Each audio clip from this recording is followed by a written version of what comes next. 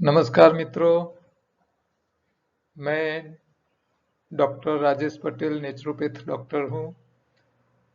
Food and nutrition का भी मैंने अभ्यास किया है और बेसिकली तो मैं सिविल इंजीनियर हूँ। यहाँ हम योगाहार मतलब नेचुरल डाइट सिस्टम के ऊपर बात करते हैं।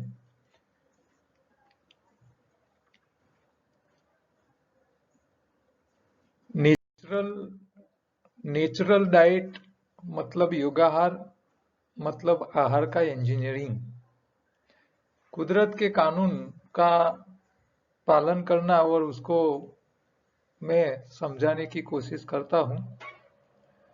कुदरत की जो अरेंजमेंट है, पूरी धरती कुदरत के कानून से चलती है।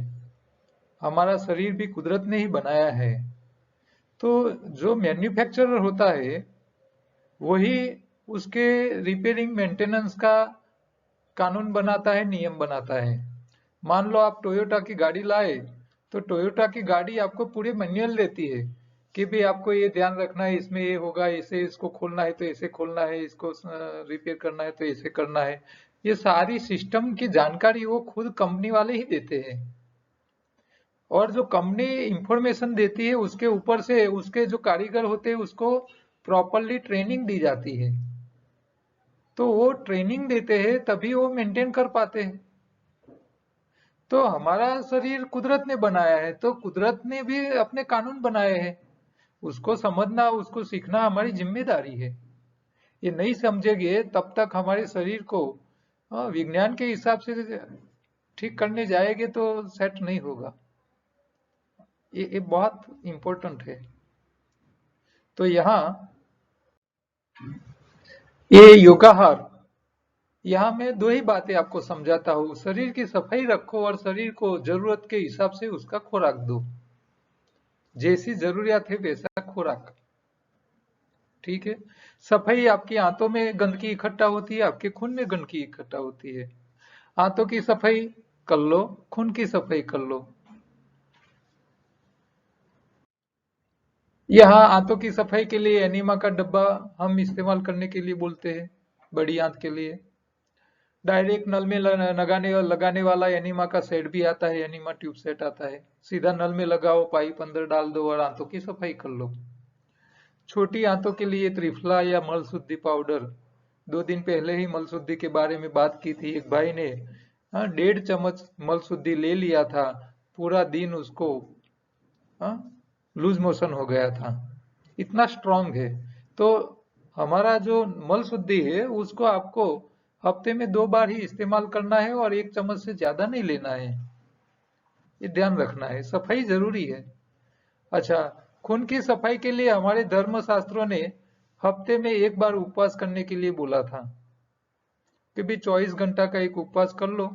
तो इससे दो फायदा होता है। एक फायदा होता है कि आप टाइम सर खाना खाते हैं तो आपकी बॉडी की बायो क्लॉक आपको भूख लगाना बंद कर देती है। उपवास करने से समय पे भूख लगाना बंद कर देती है। रियल भूख लगती है तभी भूख लगाती है शरीर, इसके अलावा नहीं लगाती है। तो एक उपवास का फायदा ये होता है। या हफ्ते में आप नहीं कर सकते हो तो हर रोज एक टाइम किया करो। मजदूरी करते हैं तो उसको उतना उपवास की जरूरत नहीं है, क्योंकि वो मजदूरी करके पसीना निकाल के खून की सफाई कर लेते हैं। या तो आपको सर हर रोज योगा प्राणायाम एक्सरसाइज करना जरूरी है। आप नहीं कर रहे हो तो एक टाइम उपवास कर लो। हाँ? या खाना ही है तो खट्टे फल खाइए। खट्टे फल का काम ही है सफाई करना। शरीर को योग्य खुराक दो। तीनों टाइम पकाया खाओगे तो मरोगे। तीनों टाइम पकाया मत खाओ, पकाने से न्यूट्रिशन वैल्यू खत्म हो जाती है खुराक की। तो तीनों टाइम पकाया मत खाइए, एक टाइम पकाया खाइए। मेहनत करते हैं वो लोग, पकाया खाए। पकाया खुराक, किस किस खुराक को पकाना जरूरी है ये भी हमको पता करने की जरूरत है। जो खुराक हाई डेंसिटी है, हाँ, आप सीधा चबा के खा नहीं सकते हो। मान लो अनाज है, गेहूं है, चावल है, बाजरा है, तो वो ताकत वाले हैं, कैलोरी वाले हैं, वो आप सीधा खा नहीं सकते हो। तो उसको खाने के दो ही रास्ते हैं, या तो उसको अंकुरित करो या तो पकाओ। अच्छा, अंकुरित करने से वो वनस्पति बन जाता है तो कैलोरी कम हो जाती है, शक्ति कम हो जाती है, पोषक तत्व बढ़ जाते हैं। तो जिसको शरीर को ठीक करना है, मेंटेनेंस करना है, तो वो अंकुरित करके खाए। जिसको ताकत चाहिए, मेहनत के लिए शक्ति चाहिए और उसके लिए अनाज खा रहे हैं, तो वो लोग उसको पका के खाए। पकाने से कैलोरी ही मिलेगी, उसमें न्यूट्रिशन नहीं मिलेगा। तो अनाज शक्ति वाला खुराक है, उसका दो तरह आप इस्तेमाल कर सकते हो। रिपेयरिंग का सामान पत्तियों से ज्यादा कहीं नहीं मिल पाएगा, क्योंकि सबसे हल्की है, पानी में तैरती है और इसमें हरा रंग होता है जिसको क्लोरोफिल बोलते हैं। कुदरत का नियम है, पत्तियों का क्लोरोफिल शरीर में जाता है, वही हीमोग्लोबिन में कन्वर्ट होता है और वही नेचुरल हीमोग्लोबिन है। हाँ, जिसको खूनिक की कमी है वो लोग फिनला का इस्तेमाल कर सकते हैं। कैक्टस आता है कांटे वाला थोर, उसके फल आते हैं, उसका रस डायरेक्ट हीमोग्लोबिन है, सीधा हीमोग्लोबिन आपका शरीर में। तो यहाँ आपको स्वाद में भी थोड़ा ध्यान रखना है। हाँ, बस ये छोटी बातें आप ध्यान रखो, आपकी समस्याएं अपने आप खुद ही ठीक कर लो। किसी की आवश्यकता रहे नहीं, कि हमको भी पूछने की क्यों आवश्यकता रहे। आपको पता होना चाहिए रोटी कैसे बनाते हैं, वो आपको पता है कि भी जरूरत से ज्यादा डालोगे तो नहीं बनेगी अच्छी, पानी ज्यादा डाल दोगे तो आटा अच्छा नहीं बनेगा। तो शरीर में भी पानी की जरूरत है इतना डालो, नमक की जरूरत है इतना डालो। हाँ, तो शरीर को भी हर चीज की लिमिट में जरूरत होती है। ज्यादा डालोगे तो भी नुकसान है, कम डालोगे तो भी नुकसान है। जरूरत से ज्यादा और कम दोनों नुकसान करते हैं, ठीक है। प्रश्नोत्तरी में हमने कल एक बात के पे चर्चा की थी कि food is not sources of energy, ऐसी कई बुकों में लिखा है। तो वो गलत बात है। फूड शक्ति का स्रोत है ही, लेकिन आपके शरीर में जब शक्ति ज्यादा स्टॉक में हो चुकी है, सड़ रही है, और आप वो खाओगे तो वो सडन और होगी, आपको बीमार पड़ेगी। उसमें दोष फूड का है ही नहीं। बिना फूड से कौन जी सकता है। शक्ति तो चाहिए, चाहे फूड से ले लो या सूर्य की प्रकाश से ले लो, बिना शक्ति तो कुछ नहीं चल सकता। तो कल ये बातें हो गई। नींद में आपकी चार्जिंग हो जाती है, जो फूड का जहां स्टॉक है वहां से जरूरत हो वहां जो सीधा यूज कर सको ऐसे फॉर्म में कन्वर्ट करने का काम नींद में हो जाता है। तो नींद में शक्ति बढ़ती है, इसका मतलब क्या है कि भी आपके शरीर में जहां स्टॉक डेड यूज में पड़ा है, जो इस्तेमाल नहीं हुआ है, उसको कैलोरी में कन्वर्ट कर सके, एनर्जी में कन्वर्ट कर सके, ऐसे स्टॉक में कन्वर्ट करने की जो प्रोसेस होती है वो नींद में अच्छी हो जाती है। तो नींद आपको ताकत देती है, शरीर में स्फूर्ति वापस लाती है। यहाँ साइंस समझना है आपको। अच्छा, एक बात के ऊपर चर्चा रह गई थी, वो क्या थी कि यहाँ लिखा है, मैंने व्हाइट कलर में जो लिखा है, जो वस्तु जेनाथी बनी हुई तेनाथी चालती नहीं। तो ये बात सही है। यहाँ ये मैं बाइक का ही एग्जांपल दे देता हूँ। अब बाइक चलाने के लिए क्या डालते हो, पेट्रोल। तो पेट्रोल जो है वो बाइक चलाने की ताकत देती है, मतलब गाड़ी चलाने की ताकत कौन देता है, पेट्रोल। लेकिन बाइक बनाने के लिए तो पेट्रोल का इस्तेमाल नहीं हुआ, इसमें तो लोहा आया है, कॉपर आया है, प्लास्टिक आया है, दूसरे कई मटेरियल इस्तेमाल हो गए हैं। तो वो जो चीज से गाड़ी बनी है वो गाड़ी चलाने के लिए काम में नहीं आती है। हाँ, आपकी मोटर होती है, पंखा होता है बिजली का, तो बिजली का पंखा लोहे से बना है, लेकिन लोहा उसको घुमा नहीं सकता, उसको चलाने के लिए इलेक्ट्रिसिटी चाहिए। तो वो अलग अलग मटेरियल हो गया। तो गाड़ी को चलाने के लिए पेट्रोल चाहिए, लेकिन पेट्रोल से गाड़ी बनती नहीं है। और यहाँ एक दूसरी बात भी समझनी है आगे, कि भाई जो जो चीज गाड़ी चला सकती है वो गाड़ी को मेंटेन नहीं कर सकती, क्योंकि जो चीज से बनी है वही सामान चाहिए। लोहे से बनी है तो उसको रिपेयर करने के लिए लोहा चाहिए, उसका रिलेटेड मटेरियल चाहिए। तो गाड़ी जब बिगड़ जाती है तो पेट्रोल ठीक नहीं कर सकती, और जो सामान गाड़ी ठीक करने के लिए आप लाते हो वो पेट्रोल की जगह नहीं चल सकती। तो इसका मतलब क्या हुआ कि गाड़ी को चलाने का जो खुराक गाड़ी चलाने की ताकत देता है वो खुराक रिपेयर नहीं करता है, और जो खुराक रिपेयर करता है वो गाड़ी चला नहीं सकता। इसका मतलब गाड़ी चलाने के लिए ताकत चाहिए, तो ताकत वाला खुराक चाहिए जिसको हम कैलोरी बोलते हैं। हमारे शरीर में यही नियम लागू पड़ता है। तो हमारी गाड़ी को, हमारे शरीर को काम करने की ताकत चाहिए, तो शक्ति वाला खुराक चाहिए जो ताकत दे। और जब आप काम करते हो तो घिसारा पड़ेगा, वियर एंड टीयर होगा ही। तो गाड़ी घिस गई, गाड़ी बिगड़ गई, तो मेंटेनेंस के लिए मेंटेनेंस का सामान चाहिए अलग, जिसको हम बोलते हैं न्यूट्रिशन। तो जो न्यूट्रिशन देते हैं, जो खुराक, वो ताकत नहीं देते हैं, जो ताकत देते हैं वो न्यूट्रिशन नहीं देते हैं, रिपेयर नहीं करते हैं। तो यहाँ दो खुराक अलग चाहिए शरीर को, एक ताकत वाला चाहिए, दूसरा रिपेयरिंग के लिए चाहिए। आपके शरीर में मेंटेनेंस मांग रहा है तो रिपेयरिंग वाला ज्यादा चाहिए, और आप काम कर रहे हो तो ताकत वाला चाहिए। तो कौन सा खुराक में से क्या मिला है, तो मैं आपको स्क्रीन वो बताता रहता हूँ कि जो पानी में तैरता है वो रिपेयर करता है, जो डूबता है वो ताकत देता है। पत्ती से हल्का कुछ नहीं है तो वो आपको ताकत देते हैं, रिपेयरिंग का सामान देते हैं। और ड्राई फ्रूट्स, अनाज, कठोर, वो पानी में बैठ जाते हो तो ताकत देते हैं। आपको ताकत की जरूरत है तो वो चीज खाइए, मेंटेनेंस के लिए जरूरत है तो पत्ती खाइए। सिंपल सा इंजीनियरिंग है, उसमें कुछ है नहीं। ठीक है, तो आज यहाँ एक प्रश्न आया है उनका हम यहाँ चर्चा करते हैं। यहाँ एक भाई ने मुझे लेटर लिखा है, 13 तारीख का मुझे व्हाट्सएप किया था, उसका नंबर आज लग रहा है। वो लिख रहे, राजेश भाई नमस्कार, તમે જે જન સેવાનું કાર્ય કરો છો તે અવિરતપણે ચાલુ રાખજો। वो बोल रहे हैं कि आप जो काम कर रहे हो, हर रोज वीडियो बना के भेज रहे हो, लोगों को घर बैठे मार्गदर्शन दे रहे हो, तो वो चालू रखने की कृपा करें। उन्होंने 3-4 सवाल लिखे हैं, गुजराती में लिखे हैं, मैं हिंदी में बोलता हूँ उसको। पहला लिखा है, सूर्य चंद्र नाड़ी किसको बोलते हैं, राइट लेफ्ट साइड में किसको कौन सा बोलते हैं। यहाँ थोड़ा योग के रिलेटेड प्रश्न आया है, तो इसके ऊपर चर्चा करते हैं पहले कि भाई हमको दो नासिका दी है भगवान ने, ये राइट साइड है, ये लेफ्ट साइड है, ये राइट है, ये लेफ्ट है। अच्छा, ये दोनों क्यों दिए हैं? अच्छा, ऊपर वाले ने दो क्यों दिए हैं? एक होल दिया होता तो नहीं चलता, चल सकता। जैसे मुंह एक दिया है, दो की जरूरत नहीं थी।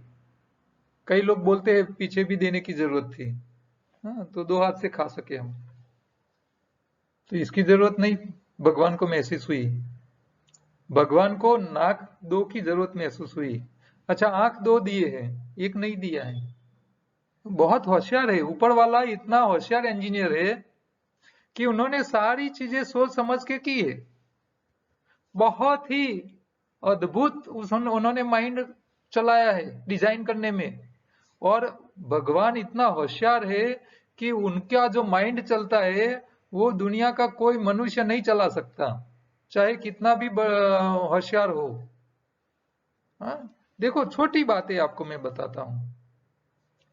आपको भगवान ने बाल माथे पे दिए हैं और यहाँ आंखों के ऊपर भी दिए हैं। अच्छा, माथा के बाल आप काट दो,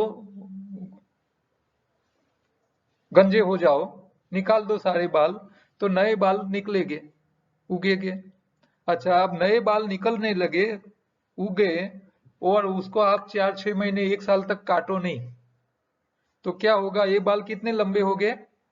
पूंछ की तरह लंबे हो जाएंगे ना। गुजराती में चोटली कहवाय, बहनों को लंबे बाल होते हैं ना, ऐसी लंबी 4-5 फुट लंबे हो जाएंगे 1 साल में।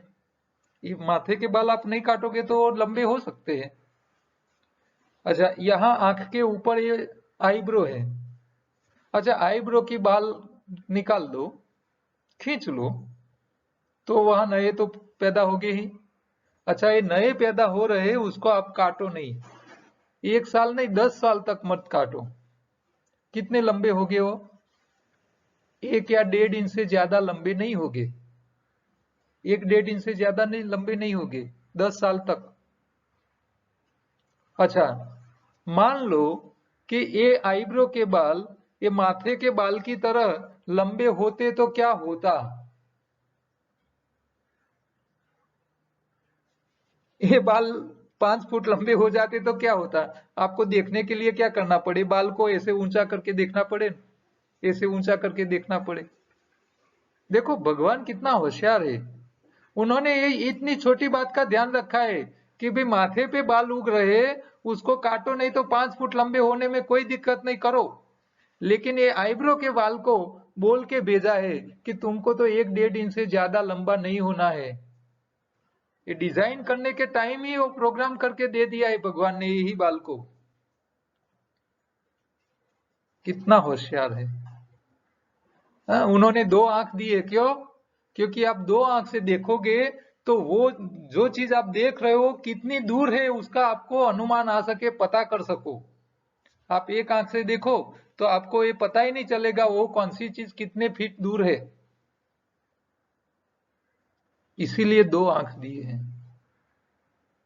तो ये नाक भी ऐसे उन्होंने 2 नासिका दिया है ऊपर वाले ने, उसके पीछे भी उसका तो कुछ गणित होगा ना, बिना गणित कुछ नहीं करता है। तो ये 2 नाकों में जो राइट साइड है उसको सूर्य नाड़ी बोलते हैं। सूर्य का काम है ताप देना, अग्नि पैदा करना। और जो लेफ्ट साइड है उसको चंद्र नाड़ी बोलते हैं, इसका काम है ठंडक देना। हाँ? चंद्र सूर्य का ताप लेता है और वापिस जो प्रकाश आपको देता है वो ठंडा प्रकाश देता है, गर्मी वो खुद ले लेता है। तो यहाँ ये 2 नासिकों का प्रयोजन भगवान ने इसीलिए रखा है कि आप ये नाड़ी चलेगी, एक साइड से ये चल रही है राइट साइड, तो आपके शरीर में वो गर्मी पैदा करेगी। अच्छा, आपके शरीर में ज्यादा गर्मी हो गई है और शरीर में ठंडक की आवश्यकता है, तो उस टाइम आपकी लेफ्ट साइड की नाड़ी चालू हो जाती है।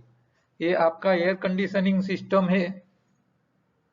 किसी भी व्यक्ति की दोनों नासिका कभी नहीं चलते, और दोनों तभी चलते हैं जब शरीर में गर्मी भी नहीं होती है, ठंडक भी नहीं होती है, नॉर्मल होता है तभी। मान लो शरीर में गर्मी है तो लेफ्ट साइड चलती होगी, और शरीर में ठंडक है तो उस टाइम में राइट साइड चलती होगी। ये स्विचिंग होती है अपने आप। जैसे आपके रूम में एसी लगाया है तो जैसे गर्मी बढ़ती है तो एसी ऑन हो जाता है, और जैसे ठंडक बढ़ जाती है तो एसी बंद हो जाता है। तो ये ऑटोमेटिक सिस्टम है। कितनी कितनी अरेंजमेंट करके रखी है ऊपर वाले ने, भगवान ने। तो आप राइट साइड से ही नासिका को चलाओ, श्वास लो तो शरीर में गर्मी पैदा हो जाएगी। हाँ, आप प्रयोग करके तय कर सकते हो। जो योगी पुरुष होते हैं वो सब ये प्रयोग कर चुके हैं। तो ये राइट साइड जो है उसको गर्मी गर्म करने का प्रावधान दिया है, वो शरीर में हीटिंग पैदा करता है। और लेफ्ट साइड है वो आपको ठंडक करता है, शरीर की गर्मी को डाउन करता है। जो लोग पित्त प्रकृति वाले होते हैं उनकी नासिका लेफ्ट साइड वाली ज्यादा चलती है, क्यों? उसको कंट्रोल करने के लिए। लेकिन क्या होता है, हमारा खान पान इतना गलत हो गया है कि शरीर की ये जो ऑटोमेटिक सिस्टम जो है वो हमारे गलत खान पान के हिसाब से वो ऑटोमेटिक सिस्टम गड़बड़ी हो गई है, वो बिगड़ चुकी है, और उसका मेंटेनेंस नहीं होने से वो काम करना छोड़ देती है। अंदर नाक के अंदर थोड़े मसे दिए होते हैं छोटे छोटे। तो ये मसे का काम क्या है? रास्ता, जब जरूरत हो तो रास्ता खोलने का और जरूरत हो तो बंद करने का। देखो गले में काकड़ा, यहाँ टॉन्सिल होते हैं, ऐसे नाक के अंदर भी मसे होते हैं, अंदर छोटे छोटे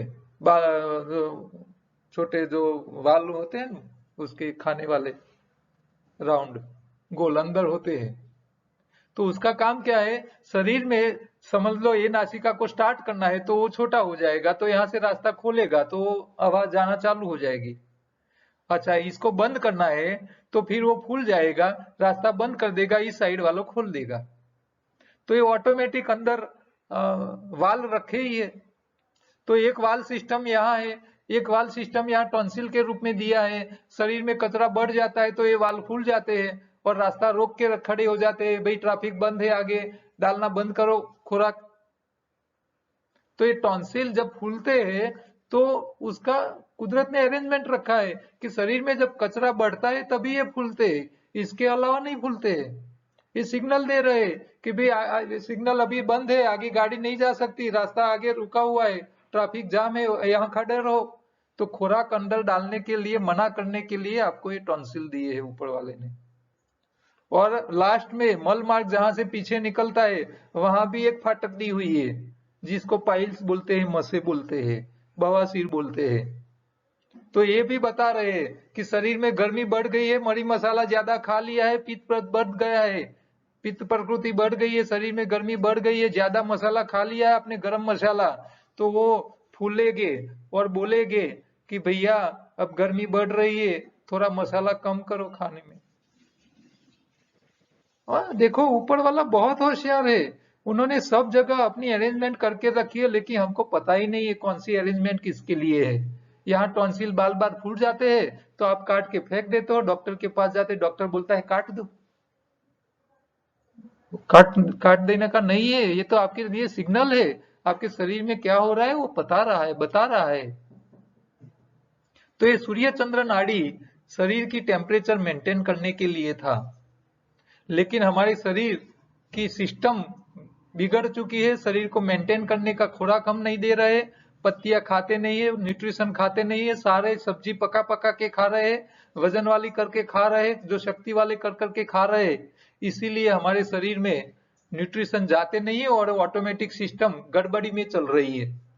जब जरूरत होती है ठंडक करने की, तब आपकी ये राइट साइड की नासिका ज्यादा चल रही है, क्योंकि वो अंदर जो रास्ता खोलने का बंद करने की सिस्टम गड़बड़ हो चुकी है, काम नहीं कर रही है, तो बीमारियां बढ़ रही है, बीमारियां बढ़ रही है, क्योंकि सिस्टम काम नहीं कर रही है। अब एसी का ऑटो सिस्टम जो है, जो कंट्रोलिंग करने का भी, टेम्परेचर कंट्रोल करने के जो ऑटोमेटिक स्विच होती है कि भाई इतना टेम्परेचर होने पे तुमको स्टार्ट होना है और इतना होने से तुमको बंद होना है, अब यही काम नहीं कर रही है। आपकी गाड़ी में भी जो रेडिएटर होता है ना, इसके अंदर एक टेम्परेचर कंट्रोल करने की एक छोटी सी स्विच होती है, रेडिएटर के साथ लगी हुई होती है। तो जैसे रेडिएटर का पानी गर्म हो जाता है तो वो स्विच ऑन होती है और रेडिएटर का पंखा जो होता है वो स्टार्ट होता है और रेडिएटर के अंदर हवा डाल के रेडिएटर को ठंडा करता है। रेडिएटर के अंदर जो पानी कूलिंग वाटर है उसको ठंडा करने का स्टार्टिंग हो जाता है, और जैसे वो नॉर्मल टेम्परेचर आती है तो वो स्विच कूलिंग फैन को बंद कर देती है। बस ये मनुष्य ने स्विचिंग सिस्टम बनाई है, वैसी सिस्टम हमारे यहाँ शरीर में भगवान ने बना के रखी है, लेकिन हमको पता ही नहीं है। नाक बंद हो जाते हैं, कफ ज्यादा रहता है, वो बंद रहते हैं तो डॉक्टर क्या करता है, काट देता है, फेंक देता है। श्वासोश्वास बंद हो जाते हैं तो काट के फेंक देते हैं। ऐसा मत करो, शरीर कुदरत की सिस्टम को मेंटेन करो, जो बनाए वो काम का ही है, उसको काट के फेंक देना जरूरी नहीं है, लेकिन ज्यादातर यही हो रहा है। हाँ, अब आप सिस्टम ही खत्म कर दोगे तो शरीर को कौन चालू बंद करेगा, आपकी शरीर में गर्मी ठंडी चला मेंटेन करने का काम ही बंद हो जाएगा, तो फिर आपको क्या होगा, पूरे जीवन भर आप बीमारी में ही रहोगे, दवाई खा के ही जियोगे और सड़ते सड़ते सड़ते मरोगे। ये मत करो, ठीक है। तो ये योग शास्त्र में ये चंद्र नाड़ी, ये सूर्य नाड़ी राइट साइड को, लेफ्ट साइड को चंद्र नाड़ी बोलते हैं, ये गर्मी और ठंडी मेंटेन करने के लिए है, ठीक है। अच्छा, दूसरा प्रश्न है, શરીરની પ્રકૃતિ વાત પિત્ત કફ મુજબ એની ઉપયોગિતા અને फायदा नुकसान पर बात कीजिए। ये आज प्रश्न उन्होंने दिए हैं, लंबे हैं, प्रश्न छोटे हैं लेकिन उत्तर जरा लंबा हो जाता है। शरीरनी प्रकृति वात पित्त और कफ कहां से आती है? तो मान लो आपने मीठे फल खाए और ज्यादा पक गए हुए खाए, तो ज्यादा पक गया हुआ फल आप खाओगे तो वो शरीर में कफ प्रकृति बढ़ाएगा। तो मीठी चीजें पकी हुई, ज्यादा पक गई हुई, सड़ी हुई चीजें शरीर में कफ करते हैं। ठीक है। डेयरी प्रोडक्ट्स भी कफ बढ़ाने का काम करते हैं। हाँ, दूध आप ज्यादा खा लो और पाचन नहीं करो तो वो कफ कर सकता है। जी, आपकी प्रकृति कफ वाली होगी तो कफ हो जाएगा। कफ के वायरस होगे तो कफ में कन्वर्ट हो जाएगा। ये वायरस के ऊपर डिपेंड है। सर्दी करने वायरस वायरस अलग होते हैं और वायु पैदा करने वाले वायरस अलग होते हैं, जिसको वायु प्रकृति बोलते हैं। तो यहाँ शरीर में कफ कब बढ़ता है कि आप मीठी चीजें, शुगर जैसी चीजें ज्यादा खाते हो। बच्चे जब चॉकलेट ज्यादा खाते हैं, आइसक्रीम ज्यादा खाते हैं, डेयरी प्रोडक्ट ज्यादा खाते हैं और वो खेलते कूदते नहीं है। और लोग क्या करते हैं, बच्चे को खेलने भी नहीं देते हैं। वो उसका प्रकृति कूदा कूद करना है, क्यों? वो खाता है, उसको डाइजेस्ट करना है, लेकिन हम उसको करने नहीं देते हैं। मार मार के उसको बिठा देते हैं, खेलने ही नहीं देते हैं। तो अब आपने चॉकलेट खिलाई है, आइसक्रीम खिलवाई है, आपने ठंडा पानी पिलवाया है, तो फिर वो शरीर में क्या करेगा? कफ करेगा। तो शरीर में कफ बढ़ाने का काम मीठी चीजें ज्यादातर करती है। अच्छा, पित्त कौन बढ़ाता है? तो पित्त मतलब है गर्मी। तो जो खुराक सड़ जाता है वो एसिड में कन्वर्ट होता है। तो सड़े हुए जो पकाया खुराक जो होता है वो जब सड़ता है तो वो एसिड में कन्वर्ट होता है। और गरम मरी मसाले वो भी पित्त करते हैं। और मान लो ये ठंडी के मौसम है, उसमें जो चीज खाने की आती है वो गर्म प्रकृति की होती है। कि भाई गाजर होती है, मूली होती है, बीट होते हैं, रिंगन होते हैं। तो ये जो ठंडी के मौसम में जो सब्जी आ रही है, कंदमूल आ रहे हैं, वो सारे गर्म प्रकृति के हैं। अब वही चीज आप गर्मी के मौसम में खाओगे तो शरीर में गर्मी और बढ़ाएगा। तो आप गरम मरी मसाले और जो जो खुराक कुदरत का ही है, लेकिन वो गर्म प्रकृति का है, और आप उसको खाओगे, जो चीज ठंडी प्रदेश में होता है तो वो भी गर्मी करती है।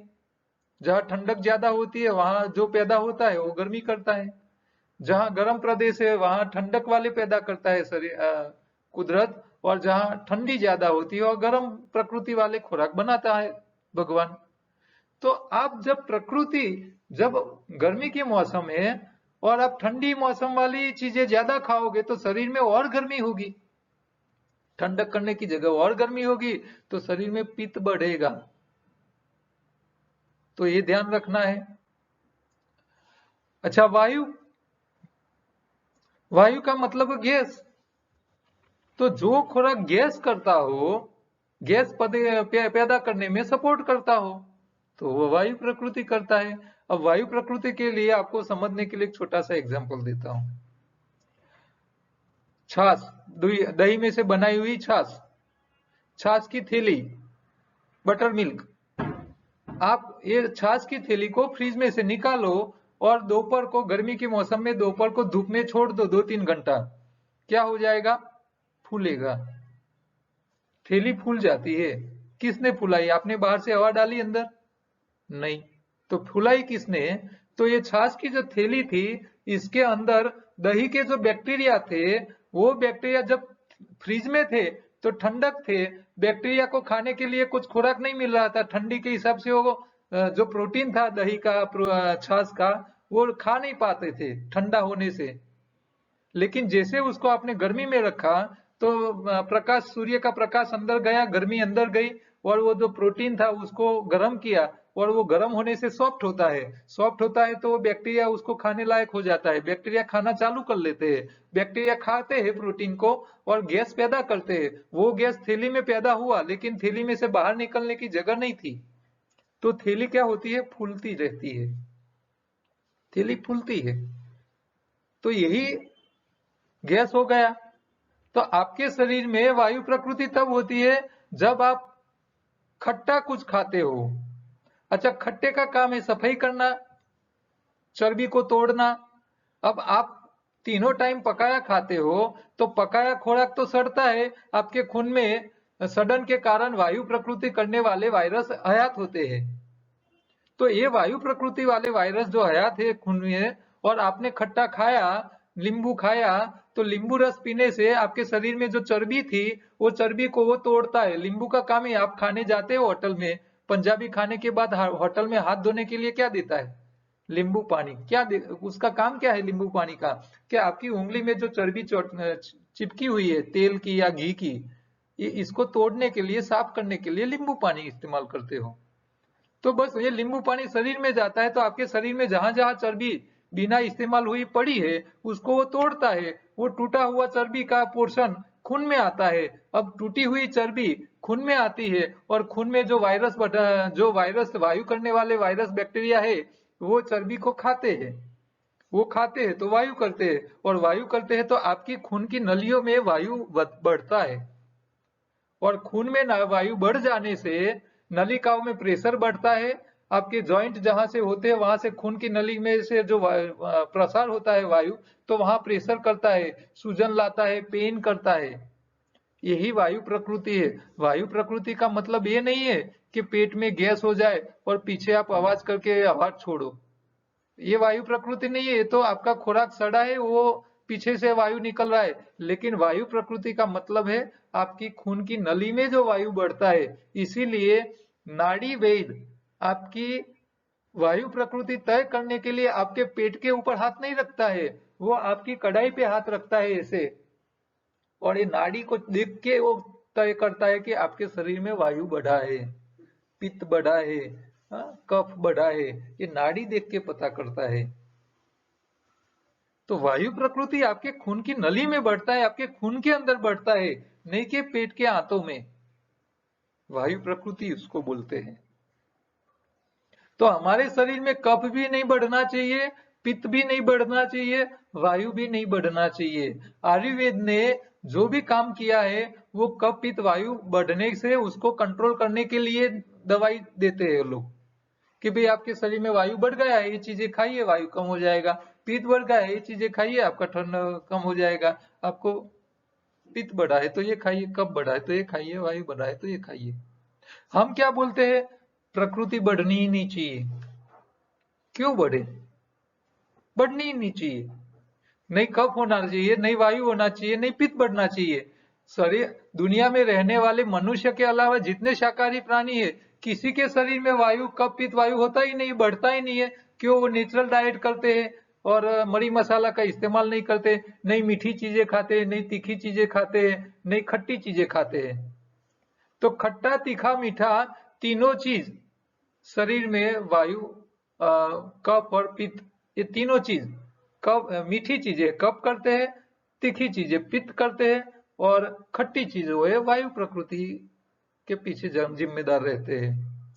लेकिन एक कब होता है? जब आप पकाया खाते हो। पकाया खाते हैं तभी ये समस्या है। जो लोग पकाया नहीं खाते हैं उसको नहीं खट्टा नुकसान करता है, नहीं मीठा नुकसान करता है, नहीं तीखा नुकसान करता है। बहुत कम नुकसान करेगा। तो आप डाइट बदल दो, तीनों टाइम पकाया मत खाओ, एक कपित वायु से ही बाहर रहोगे। अब शरीर में कपित वायु बढ़ेगा ही नहीं तो बीमारी आने की सवाल ही नहीं आएगी। शरीर में कुछ नहीं होना चाहिए। तो नेचुरल डाइट, यही मैं बातें सिखाता हूँ। कुदरत का कानून क्या बोलता है?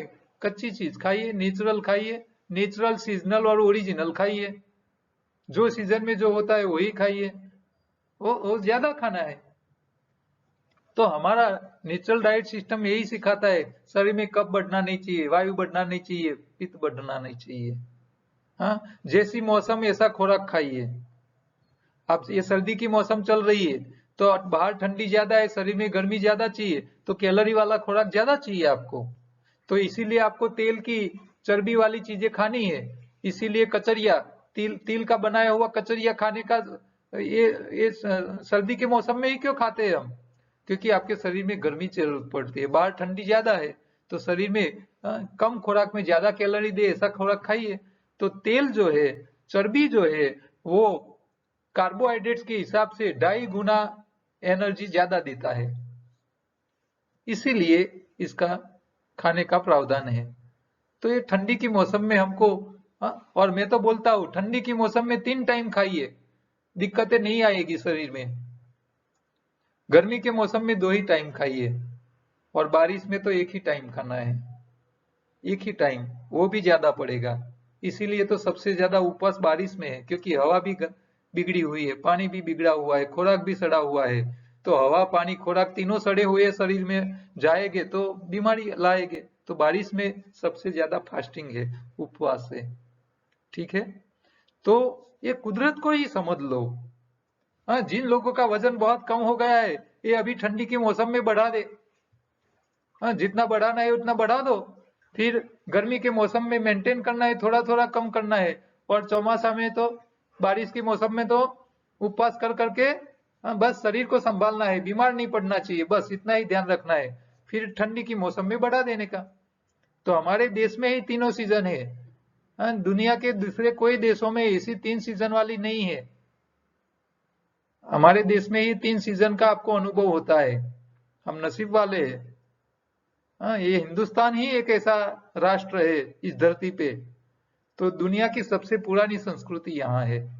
ठीक है, तो कपित वायु के बारे में बातें की आपको।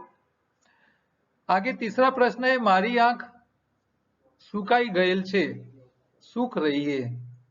तो आंख जो सूख रही है, इसका कारण क्या है? आपकी आंखों के में से जो सिग्नल, चित्र के सिग्नल मगज तक जाने चाहिए, वो नस सूख रही है। या तो आपकी आंखों में पानी कम आ रहा है, तो यहाँ पानी का पोर्शन कम है, तो इसको भी सूखा बोलते हैं। और ये आंखों की नस जो वो सूख जाती है, तो आपको देखने में दिक्कत आती है। तो आप पानी, शरीर में पानी, अपने शरीर में 65% से 70% वाटर कंटेंट होता है।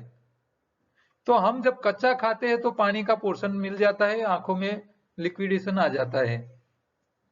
तो ये लिक्विड जो है आंखों के अंदर, जो उसको सॉफ्ट रखता है, तो वो लिक्विड बाहर, जो जैसे मुंह में लार बनाने वाली ग्रंथियां होती है, ऐसी ये आंख की जो स्किन है, जो पर्दा है, उसमें इसके अंदर भी इसको लिक्विड पैदा करने वाले होते हैं।